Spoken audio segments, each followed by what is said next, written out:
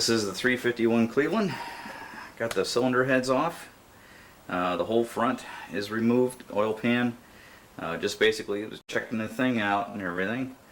When it goes back in, it will not have a functional blower. I thought about doing all kinds of things with the engine. I was going to make a 393 stroker out of it and use factory 4V heads.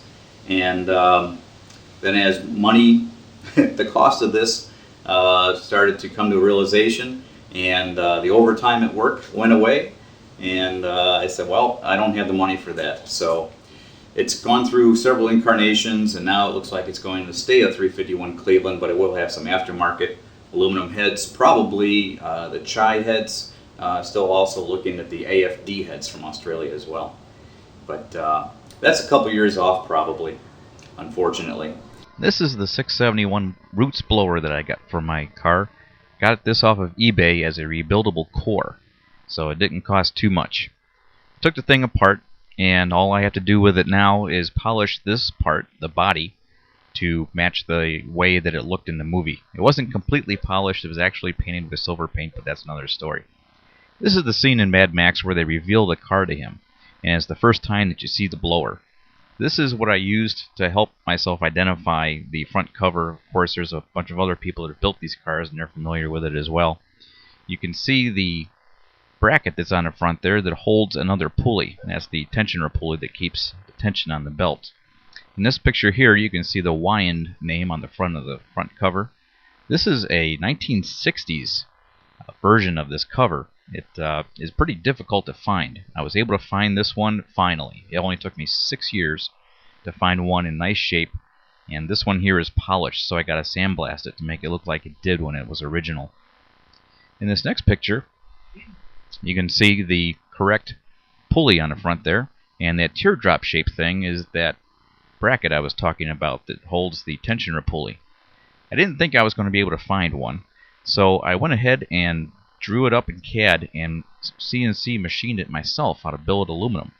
I machined it with radiused inside corners, just like a cast part would have, and then sandblasted it so it would look cast. And it even has these holes in it to simulate porosity, like a cast part would have. This year I was hoping to get the car completely done to the point where I could take it to have it media blasted. And there was a place going to blast it for me. They used coal dust. But he was concerned about that, warping like these wide areas of the body panels and everything. And I had read up on another product called Star Blast. And it's not as abrasive and doesn't create as much heat. So I told him, I saw that he used that product as well. So I said, how about if I buy a few bags of that, you do these wide panels, do the roof and whatnot, and all the rest of it, use the coal dust, which shouldn't be a problem. And he said, yeah, that'd be just fine. I guess he was surprised I was willing to pay the extra to get the Star Blast so that it wouldn't warp my panels. But I was trying to open up the cowl, and this is a huge rust area on these cars, so I wanted to take care of it right. I'm drilling out all the spot welds. There's about 200 spot welds, or at least there is on equivalent Mustang around the cowl, and there certainly has been a lot of them to drill out. And few extra ones that got put in there, I guess, too. So I'm working on getting that open, and once that's open, then hopefully by the end of this video you'll get to see that part actually open. Here you can see this is about the worst, well, close to the worst. Not a nightmare, but the reason that I wanted to open this thing up. And back here is part of the worst, and that's going to be a little bit to fix, as well as this part here, all underneath on the inside, is pretty much gone. Not quite as bad on the other side, but it's probably going to need some work too. This is a big problem area on these cars. You can see I've had a repair done here before, a repair done here. This is before I got the car, and all they did was weld that sucker into place on top and then put some sealer in there to keep it from leaking, and didn't do too good of a job, but car's not looking too bad. Any place that you see some dark brown is the original color of the car, like this right here around where the windshield wiper was at. And this up here actually gave me pause when I saw this brown here that was still shiny, and I said, "Wow, what would the car look like in that color?" And I thought, boy, that would look pretty cool. And I'm thinking, okay, I'm driving it around and it's that brown, and pretty cool car. But what am I thinking as I'm driving around? Well, I could have had my Interceptor. So, yeah, we're back to doing the Interceptor. That took all of about 10 minutes to come up with. Brake lines, the only thing left to come out besides the cowl, and still debating whether or not to make some kind of a frame with wheels to put this thing on to get the suspension completely removed in order to do the best job. Hopefully we'll get this sucker open before this video is over. I want to show you the overall condition of the car and the state that it's in right now. As you can see, all the body panels have been removed, the doors are off, anything that can come off the car has come off. I vacuumed out everything as well to get all the leaves and whatnot out of there, and dirt and grime. You can see in the trunk here, it's pretty solid. There's surface rust, sure, but other than that, it's solid, and that's pretty good because a lot of these cars have really bad rust problems.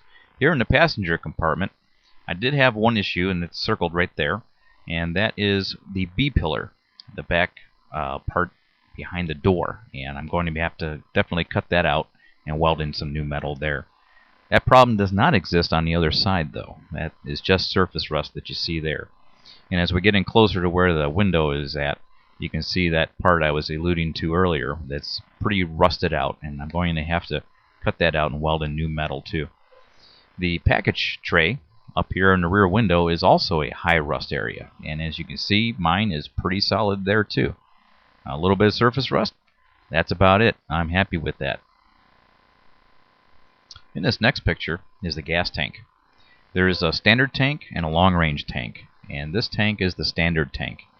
The pocket that you see is just what you suspect. It's for the spare. What a lot of people do is, well, what some have done, is cut out the vertical part of that, bring the bottom up, and weld it in place in order to increase the capacity of the tank, and I might be doing that as well. This car was originally an automatic, and it was made into a manual, and this is the shield they made in order to close up the hole that was the previous opening for the automatic. Remember that cowl I was talking about?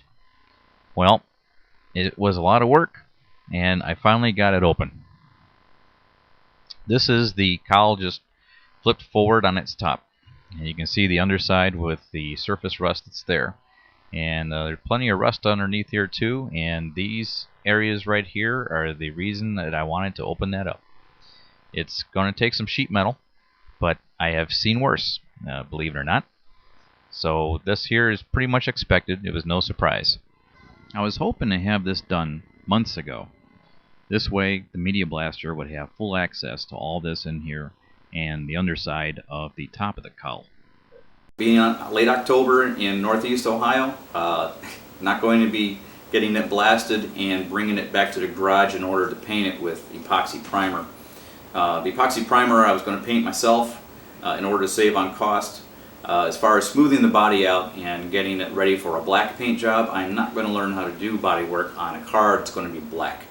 So that I'm going to leave to a body shop. But as far as reassembling the car, building the engine and everything, and whatnot, that I'll all be doing myself, just like I did on my wife's Mustang, which is right there. At this point, I'd just like to mention that all the images that you see of finished replica belong to my friend Doug McQuillan of Ontario, Canada. And hopefully my car will turn out half as good as his. And we have some more coming up yet in part 3, and hope you'll come around for that one.